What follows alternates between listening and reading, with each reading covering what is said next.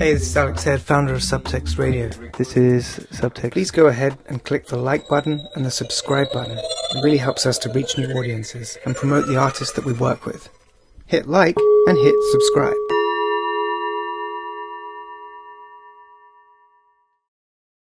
Tune in RTF for Journey into the New Sphere containing the two-part series, Containers, tomorrow the 9th of November 2017 at UK 4 to 6 p.m.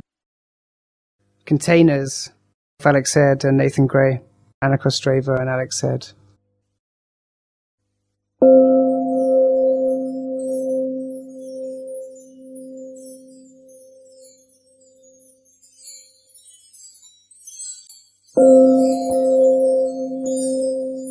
Möchtest du lernen, wie man eine Rakete baut? Lass es uns gemeinsam rausfinden.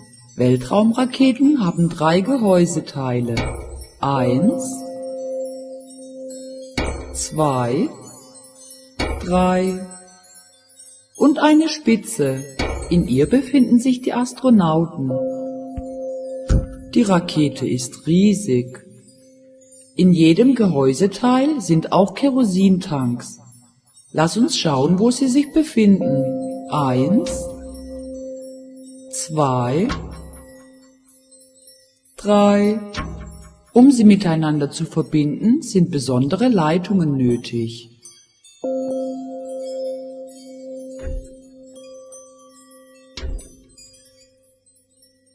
In der oberen Etage befindet sich eine spezielle Weltraumkapsel, wo die Astronauten leben und forschen können.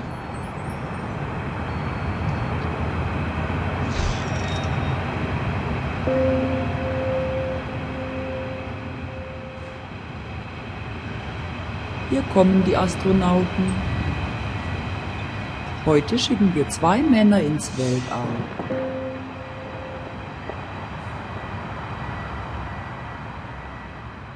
Dear Joy, how are you? Do you remember?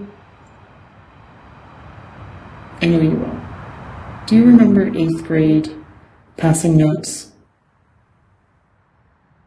You tried to get me to go to church.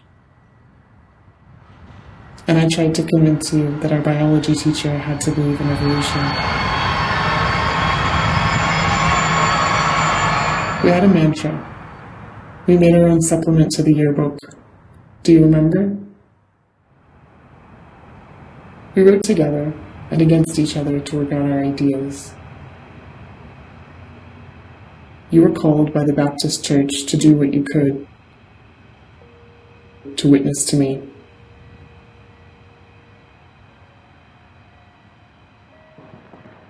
Handed over through New Age Christian youth literature, which became the closest mirror to our friendship and our shared fictions.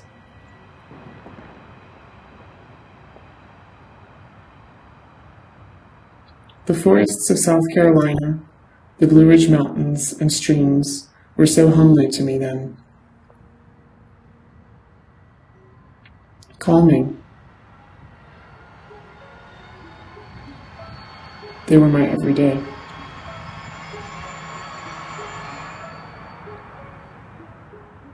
Driving through the winding forested Piedmont, glimpsing the mountains when the car made it to the tops of the hills.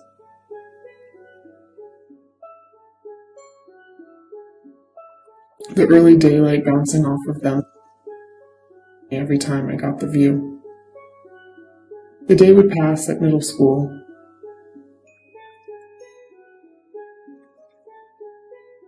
Another test, another band class, another irreconcilable fact that we were not adults, but would be. I often do not feel like I am from South Carolina, in self-exile. Not in the way I imagine you must. I was unable to keep the company of evangelical angels. But I do feel I am from the mountains and the forest without as much hesitation.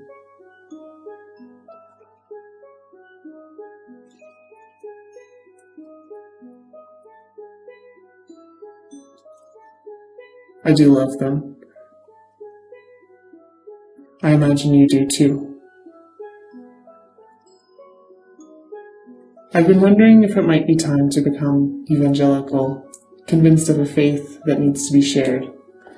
I wouldn't be the only one, but the practice is difficult. Perhaps you know something about it. An acute desire for democracy, difference, diversity, overarching love, while also feeling the pain of faith, the need to be part of a movement. My everyday looks quite different in Germany now. Not as calming. Joining the car traffic and passing over some industrial bridges, glimpsing smokestacks, cranes over canals.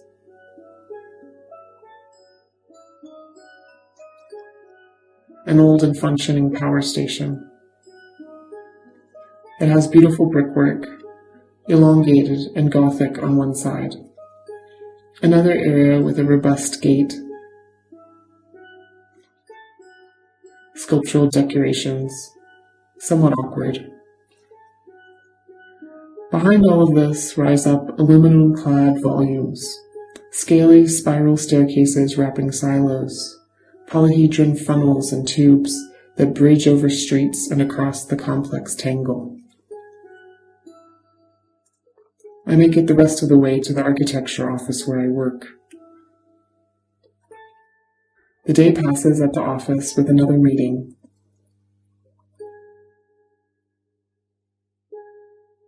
Another construction drawing, another irreconcilable fact that I have no agency in the matter, but one day might.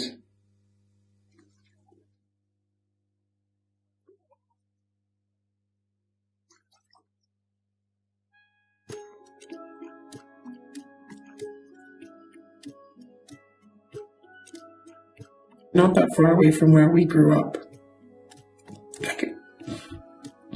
The Deutsche Bank, taking its explosives into the Blue Ridge. The environmental and human damage.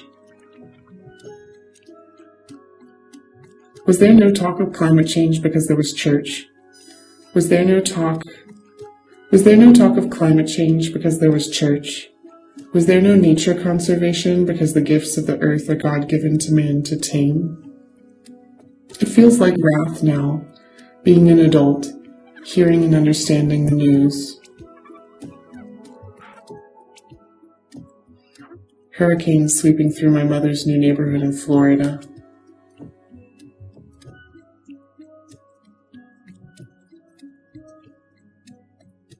How are you and your family? Are you feeling it too?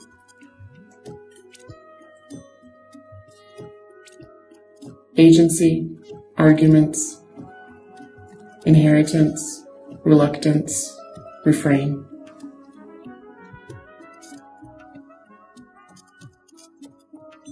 If only there was a hymn that captured the faith needed.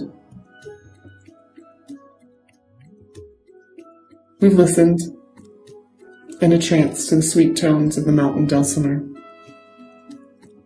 If only it was just that.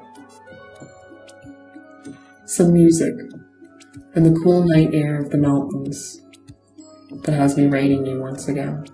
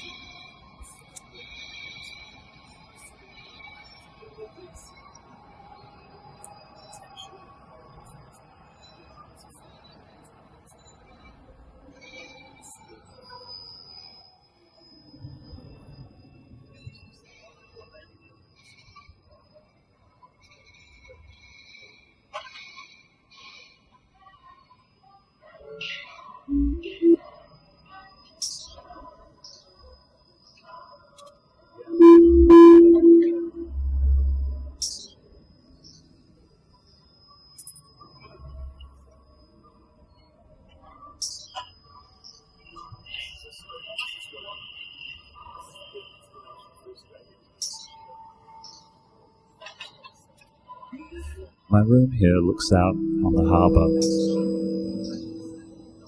so I spend hours watching the port while I write. The coming and going of the trucks and trains, and the slow movement of the shipping containers.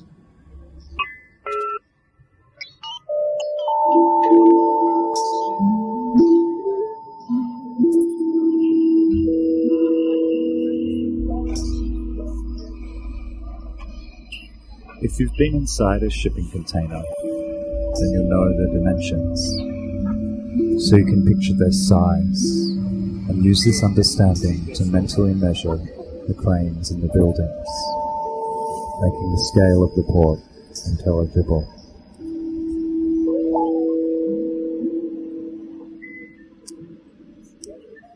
I've been studying the economic and social changes brought on by the introduction of shipping containers. They were introduced in the 1970s and have been one of the key innovations that allow for economic globalization. Their utility is founded on the fact that they can be loaded, unloaded, stacked, transported, and transferred from one mode of transport to another, all without being opened.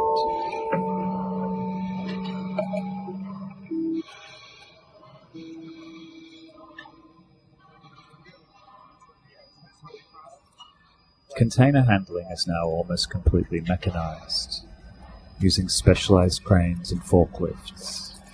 They are given unique identifying numbers and are tracked via GPS.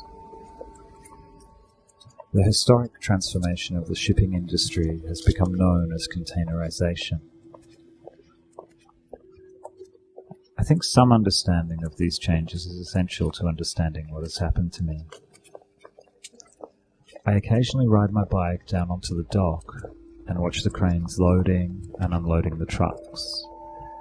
When it's late in the day, I watch the port reflected in the water, and I feel my breathing slowly synchronize with the ripples. Observing the port reminds me of accounts of unusual spies during World War II.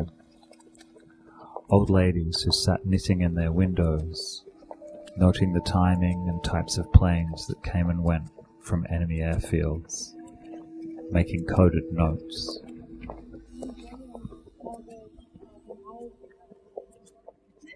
I started a notebook, and I noted the company logos on the containers, the frequency and direction of their movements, the rare appearances of the crane and truck drivers, and the arrival and departure times of the trucks and trains.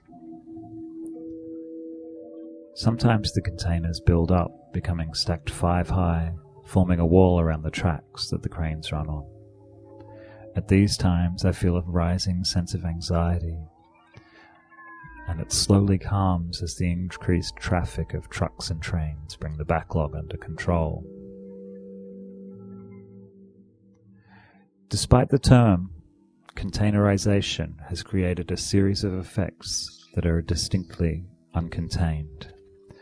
The increase in speed and efficiency of transporting goods means that the cheapest things can be transported to the most affluent markets at the lowest cost and sold at the highest price. The cost of labor, mining, pollution, and land use are all kept to a minimum by the system's ability to place production wherever these things are unregulated. In short, it allows rapid, unregulated exploitation of workers and environments anywhere on the planet. And the process is continuing. Before containerization, ships were loaded and unloaded manually. The port employed thousands of workers, and now there are only a few crane and truck drivers. And in the next 20 years, driverless trucks are predicted to nearly eliminate most of these jobs, along with the truck stops, motels, and distribution centers that service the trucks. So, one night, I thought I noticed something new. A brief hint of light from one of the top windows of the port office. I've never seen the lights on in the port office, and I thought it was no longer used.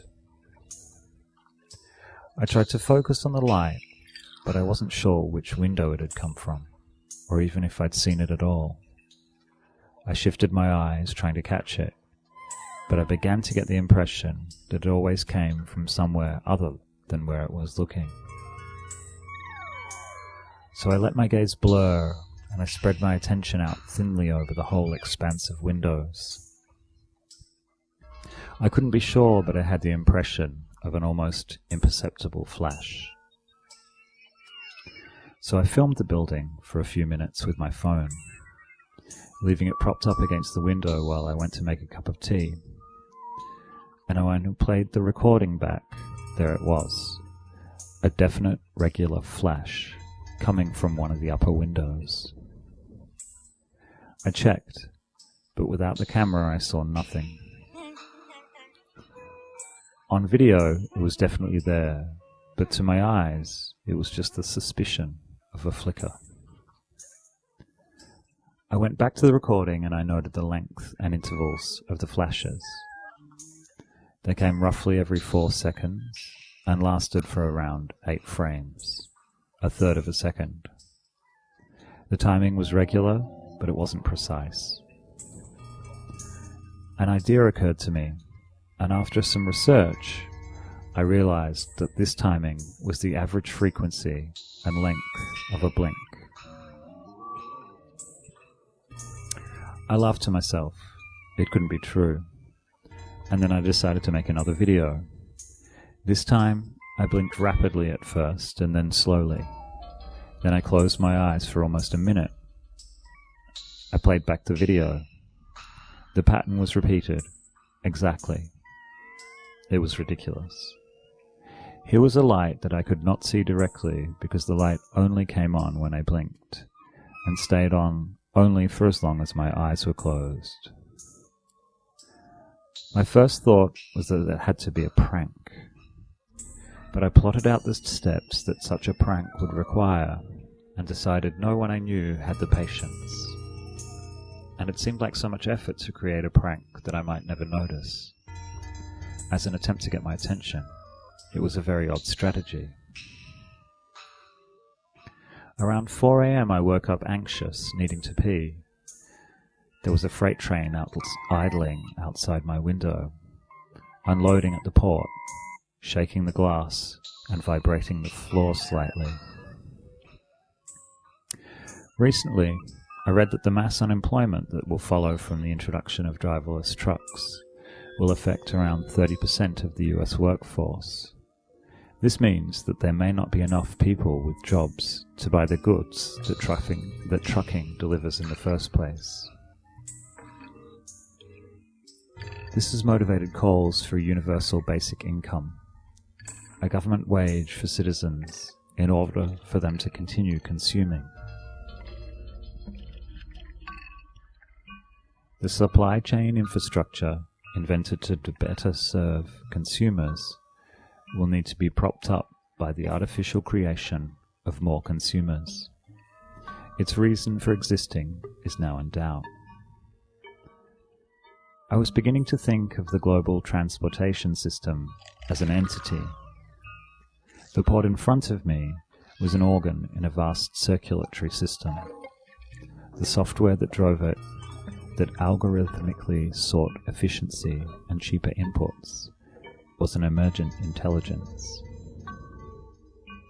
Perhaps it wasn't an intelligence that would wake up and talk philosophy with its makers, but one with an inexorable forward momentum that followed its own logic and whose global influence was altering the world in a way that was in no way tied to humanity's needs.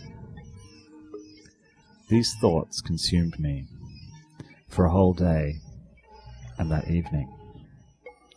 I noticed that the light was flashing again. But that was it. I noticed it. Now I could see it flashing, without my camera. It was more frequent, more regular, but perhaps speeding up and slowing down slightly. It didn't take long for me to realize that the light was now following my heartbeat.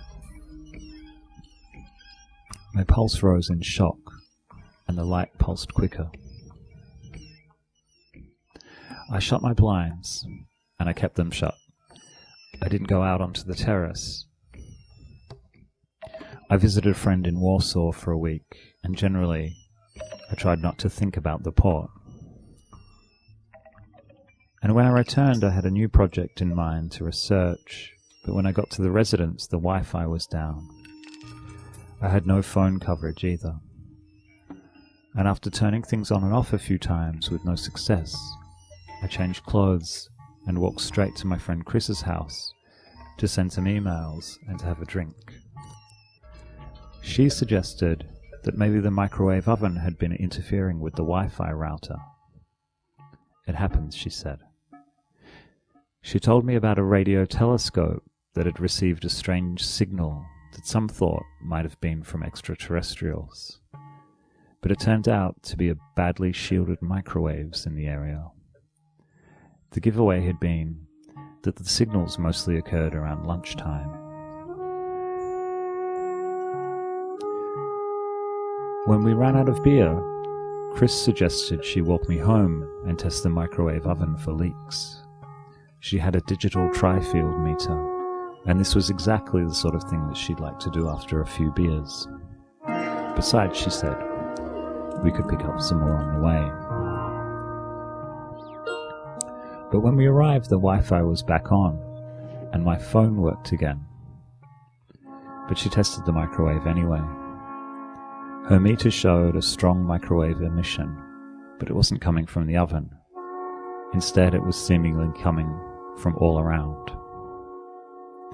And the frequency wasn't right. It wasn't the 2.45 gigahertz that microwaves and Wi-Fi use, but around 2 gigahertz, or as she wrote down on a scrap of paper, 2008-757-078.22 hertz. I put the piece of paper in my pocket. We drank some more, and when she left, I hauled myself upstairs to bed, knocking over the pot plant on the bedside table and spilling dirt all over the floor. I got into bed, fully clothed, and went straight to sleep only waking up briefly to pull my slabby clothes off and throw them on the floor. When I woke up, I was hungover but refreshed, markedly less stressed. Perhaps I hadn't been drinking enough, I thought. I went for a walk and bought a takeaway coffee, and I found a plant nursery where I bought a new ceramic plant pot. Returning to the studio, I swept up the dirt and repotted the plant. And there, amongst the earth, was the note with the frequency on it. I put it in the bin. I looked up Chris's story of the radio telescope, and I started to read up on theories of how extraterrestrials might try to contact us. So for a while I wasted time on message boards that debated the problem of communicating with creatures that shared no language, culture, heritage, or locality with us. The answer that kept returning seemed to be hydrogen. Hydrogen is one of the most plentiful elements in the universe, and it spontaneously emits a microwave signal at 1.4204 gigahertz. This frequency is thought to be a universal constant that any scientific intelligence would be able to recognize, and it easily travels through clouds of dust and gas. It is the perfect frequency for aliens to attempt to contact us on, because it provides a common piece of knowledge available anywhere in the universe. But because it is also emitted from bodies containing hydrogen, this frequency band is full of naturally occurring noise. So in order to listen for intelligent life in the universe, SETI astronomers have theorized that the hydrogen line, as the frequency is known, multiplied by another universal constant, such as pi, or the square root of 2, would be easily received and identified as the work of intelligent beings. I used my phone to do calculations for each number. I opened my curtains for the first time since returning. The pot was still there, and all of the thoughts that I had put on hold began to whir once more, and then I realized. I raced to the bin and got the piece of paper with Chris's frequency on it. It was the same. It was the hydrogen line multiplied by the square root of 2. I laughed. Did I really believe that alien signals were interfering with my Wi-Fi? I made a cup of tea, and slowly I began to understand. The signal was not coming from space. It was being directed into space. It was coming from the port. You see, I believe that the global supply chain has an algorithmic nature that evolved solely to reduce cost, groping for ways to strip out more and more labor until it was on the verge of eliminating the consumers that were its reason for existing. In becoming global, the system had reached its limits and endangered its own existence. People have speculated that when the processing power of the largest networks reaches a certain point, the capacity of a human brain, for instance, they would spontaneously become conscious. Now, I think it has happened, but it hasn't manifested as a greater than human intelligence, but a limited one that simply knows how to grow, exploit, and dispossess. And now it's transmitting, sending a message out into the universe. The process of globalization is close to completion, and having become the dominant form of life on the planet, the logic of the global supply chain is now seeking ways to spread out into the cosmos in search for new markets, new resources, and new labor to exploit.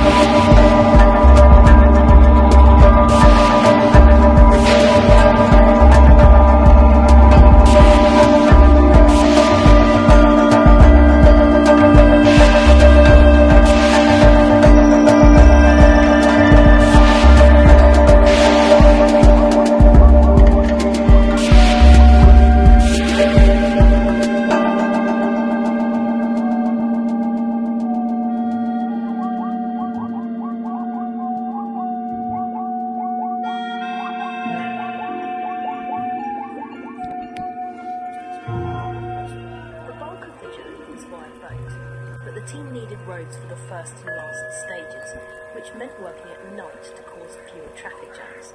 Chris Polly is the project manager at Fermilab in Chicago, where the magnet ended up, and he described the final stages.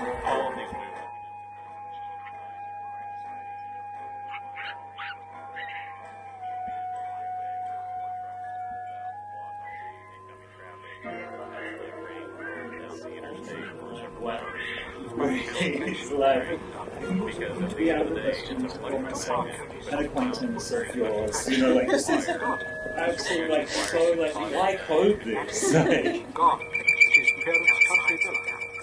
He's achieved a lot by trying. No one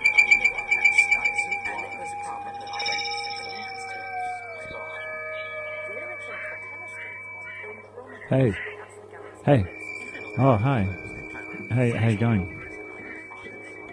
Oh no, yeah. No, thanks for calling me back. Actually, yeah, it's really good. How have you been? Oh yeah. Oh really? Oh cool. Yeah. Oh no. Yeah, it was amazing. Yeah, I mean, I had such a great time. Yeah, I'll tell you all about it next time I see you. Are you going to go to this thing of Jackie's on Friday night? I think it'd be really actually quite fun if you were up for it. Oh, cool. Yeah. Oh, that's good. Hey, anyway, I just wanted to call you up. I don't know. There's something I need to talk to you about. I mean, it's something that happened. I just kind of wanted to talk to you about it. I mean, you were actually there at the time. I thought that maybe you kind of experienced the same thing as me, but no, I don't think you did now. I mean, I don't mean to be cryptic. Actually, do you actually have time to chat? It's a bit of a long story. I mean, look, it's nothing to worry about. I just need to kind of retrace my steps of this night and work out, you know, if I'm remembering things correctly. Like, just like, you know, the recycling bins that said, it was like...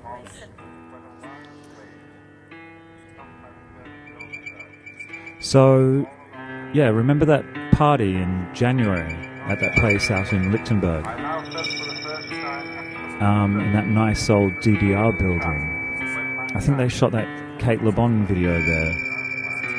Oh yeah, no, it's not important that you know who that is, but... Yeah, so you remember, I was going through my straight edge phase and I wasn't drinking, but somehow we still managed to stay out till dawn, even though the party kind of sucked. And there were those guys, what were their names? I think they're a couple. Okay, no. Okay, so they're not a couple. Anyway, that's not important either. So as I remember, they had their car there and they'd both gotten a bit messed up. They offered us a lift and you kind of just jumped on them saying, "You're not driving. You are not driving." And so I offered to drive. Yeah, I know you remember. I'm just, just trying to put it back together. So, yeah, I know. I don't have a European driver's license and I've never actually driven in the snow. But I was very awake and I thought it would be easy and fun and kind of a thrill, seeing as I hadn't driven in Germany before. And there'd be no traffic because it was so early on a Sunday morning. Okay, so we were driving slowly on the back streets and you were trying to teach me to say the umlauts properly, and I was imitating you. You know, I really don't hear them so well, not yet anyway, and you were saying ooh. And we were laughing our heads off. And then I turned a corner and right in the middle of the road was, well, it was a Christmas tree. I mean, it was January and there were a lot of abandoned Christmas trees around. But I was kind of shocked because it was in the middle of the road and I slammed on the brakes. And I guess not having driven in the snow before, I didn't know that the car could slide like that. And it slid into the curb and we had to stop. And everyone got out to check the car. But you know, even when I first saw it, I knew it wasn't a Christmas tree. I knew it was something else.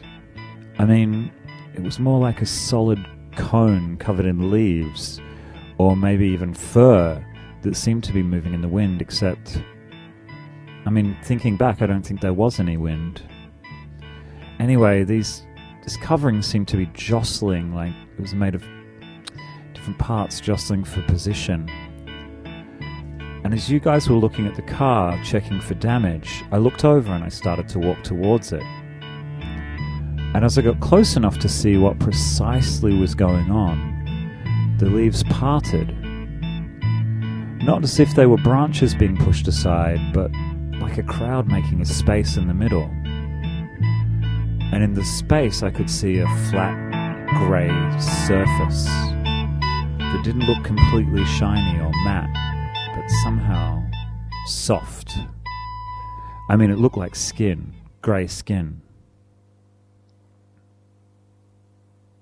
Yeah, I know you guys thought that. I know you thought that I was high, but it's not true. I was just kind of in shock and I couldn't talk about it at the time. No, I know it sounds like I'm joking, but I'm not joking either. So, alright, this is going to be a weird question, but I guess you didn't smell anything. Okay, I mean, you know when you smell something that's really strong, like jasmine or a dead animal by the side of the road, and in a way they both kind of smell the same at first. Maybe the first thing that hits you is the size of the smell, like the amplitude, and then you just have a brief moment to question whether this will be a good or a bad smell. And this smell was like that, but it was also like nothing I've ever smelt before. Just, kind of big. Huge, in fact. And before I knew it, I had inhaled it. Just a little at first. And then suddenly, I knew what I was looking at. It was a creature. Yeah, I know. Anyway, just bear with me. So, when you communicate with smell, your communication is not directed. It spreads out around you in the air, and you broadcast and receive multiple signals all at the same time. And this creature was emitting information basically all the time. A combination of scents, airborne hormones and pheromones, information. I mean, after a certain point, I didn't really perceive it as smell, just information. So, their names were not spoken or written ideas, but a collection of smells. They were bonded together, but still you could pick out the separate scents. They emitted this smell more or less constantly. It was their name scent, and it was emitted underneath all of the other various smells their species used to communicate. And if you could translate this one's name, it would probably approximate to something like pine, tar, milk, ozone, with each element being present in descending order. Of course, where they came from there were no pine trees, but there were plant-like creatures that secreted something similar to the tar that pine trees use to discourage the growth of other creatures around them, make sure they have enough space when they're growing. And where they came from, there was no milk either, but when they were too young to feed themselves, they subsisted on a secretion from the skin of their parent, in a similar way to the mammals do on Earth. And ozone's everywhere. It was just ozone. 3 molecules of oxygen bonded together, simple and universal. And when the creature, had smelt my fear and curiosity, they'd heated up the part of their body where their face might have been, and this caused the symbiotes that acted as its covering to part, moving away from this heated spot. These small greenish creatures cleaned its skin, but their main function was to keep it warm. They preferred colder temperatures than the creature of the body, so when a part of the creature's body became cold, they automatically rush to cover it, like a green fur coat that had kind of adapted very closely to its wearer's needs. And they could also control the distribution by heating parts of its skin, opening up patches for communication, patches that would exude scents. And I'm not sure how a human can understand a language that is written in smells, but it was all encompassing and dense with images and ideas, all of them non-verbal. And so I was able to see these ideas, even when they were too complex or too alien for me to understand.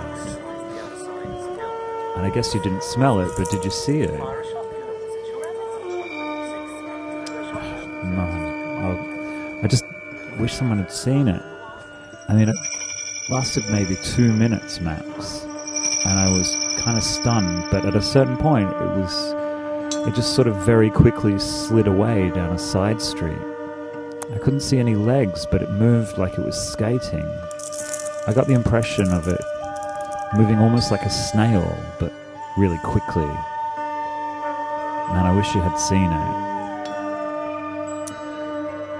Yeah, so what I'm trying to actually tell you, I know it's crazy, believe me. For a long time I thought that my drink had been spiked, but you know, it wasn't like that. I felt completely sober. Well, yeah, I mean, what? No, I mean, yeah, that's what I'm actually saying, is that they came from another planet or a region of space. Yeah, it was basically, it was an alien. Came in a bin, like just like, you know, the recycling bins that they do. It was like where the wireless waves is stopped by the servants on the earth. Anyway, yeah. So it's very humid where they came from. And the air there is full of pheromones. Even where there's no air, these creatures can communicate. The nature of communicating with smells is that it can be done at a distance and with multiple senders and receivers all at once. So their political system, if you can call it that, is something in which all decisions are participated in by the entire species, and the debate happens simultaneously.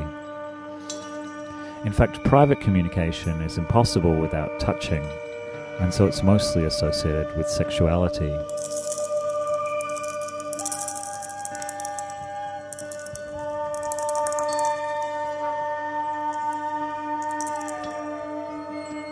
You see, long ago they'd begun to engineer themselves and the creatures around them. It was so long ago that it's not clear whether they ever had distinct genders, or if reproduction and sexuality were ever a single process.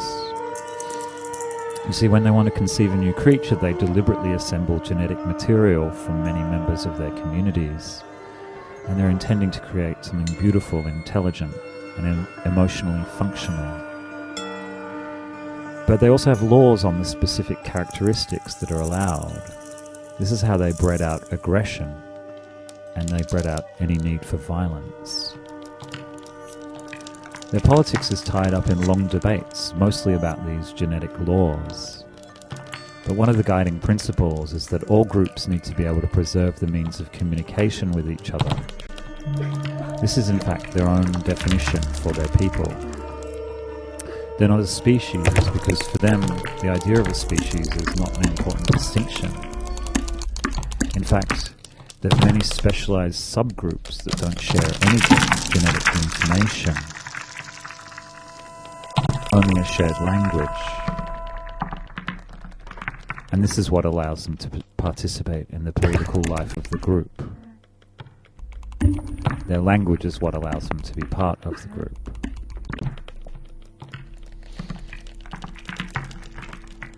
Anyway, as I say, their sexuality is completely distinct from their reproduction.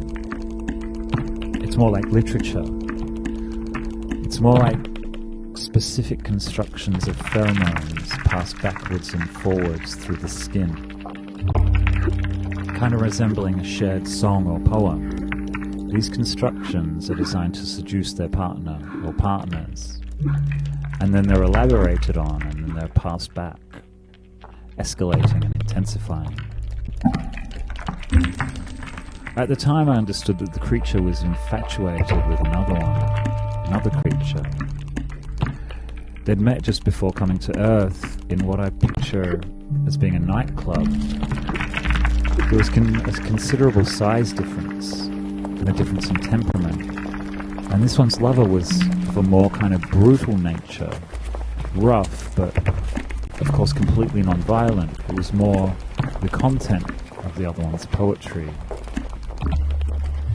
The experience had preoccupied them on their journey here, replaying events of the evening in their minds, and occasionally they touched one of its limbs to their body and reconstructed the poetry of the evening by passing pheromones back and forth between different areas of their own skin.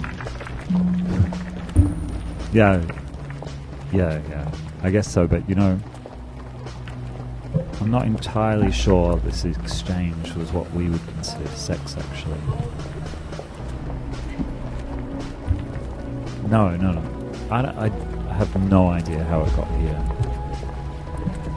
I mean, I got the impression they'd travelled a long way in a very short space of time. What it said was that travelling through space was difficult. It was like walking through water. But there was a process that it could perform that would essentially freeze space, like icing it over, giving it a skin or a surface that it could basically skate across. I mean, it was just pictures. I've no idea really what was happening, but that's what I understood.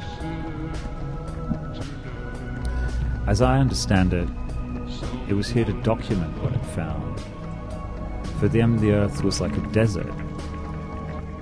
For them, the existence of life and intelligence was basically based on another creature's ability to communicate with pheromones. And there aren't really any creatures that can do that. Not around here. Not on their level. I mean, they could sense me, they could smell my fear mainly, but they couldn't experience me as a thinking being. They were broadcasting to me, but as I say, their species doesn't really have private communications. I guess I was reading its thoughts. It had no way of knowing that I was understanding anything. To them, I was just completely non-sentient. Basically on the same level as its fur. You know, like the smell of a flower. So yeah, they'd come here with a set of recording devices, pheromone recorders, to do something that was like making field recordings. They intended to present these recordings to their peers, and they specialized in pheromone recordings in areas that held very few smells, kind of like a photographer who specializes in desert landscapes. Through it, I felt there was an urgency to it documenting, because as I understand it, they knew that the Earth, and in fact the solar system, was endangered. Yeah, I know, but I don't know what to believe of it, or if it makes any sense, or any difference. But essentially what I understand is that almost all matter in the universe is the same to this species. There's no difference between biological and material engineering. In fact, it might be that they can essentially change any matter into any other matter. So, say if they have a banana and they want to change it into something of the same mass, you can change it into a hamster or a candle. It just doesn't really matter. But the limiting factor on their civilization is actually getting enough molecules, enough mass. Mass is essentially their currency at this point. Yeah, I know. I mean, no, but it's not like that. It's more, it wouldn't be kind of like mining or an invasion. I mean, for what I picture is going to happen is far more kind of elegant, more unstoppable. You see, they have this device, a kind of sail, which has almost zero mass. And the heart of this sail is something that can just attract and adhere to a single molecule or atom or electron or whatever. And so they created just billions upon billions of these sails, and they just released them into the universe. And they drift on the solar winds, and they've very precisely mapped the currents of these winds, so that these sails, which look kind of like barely visible pink plastic bags, basically they sail around the universe and they stick an atom to themselves, and then the current eventually, but inevitably, brings these atoms back where they're harvested. It's all very efficient. And these things were made a very long time ago, and in fact, you know, what it was thinking was that they should be here already. If they're not here now, they're almost here. And that's why the urgency. When they got here, they mistook the sunset for these things, because they'll tinge the sky pink when they come. But it was relieved that it hadn't started yet, and they were in a hurry to record the planet before it's dismantled. But you understand it wasn't out of concern for the solar system or us. It really barely noticed any of the life on the planet. It just didn't consider it inhabitable. And there's simply nothing here that can communicate with it in a way that would make it consider us as kind of political subjects. All they wanted to do by coming here was enhance their reputation by recording something rare. In fact, the destruction of our solar system would raise the value of this recording in their view. They wanted their recordings to be unique, the only recordings. And they were excited in a way that this world would cease to exist because it represented an opportunity for it to distinguish itself. No, I mean, I have no idea how it measures time. I picture us at a few years, but... Oh, yeah? Oh, okay. No, you don't need to call me back. I mean... Oh, no, don't worry. Yeah? Okay. So Friday, yeah? Alright, well, no, I'm good. Don't worry. I'll just catch you Friday then, okay? Alright. Bye-bye.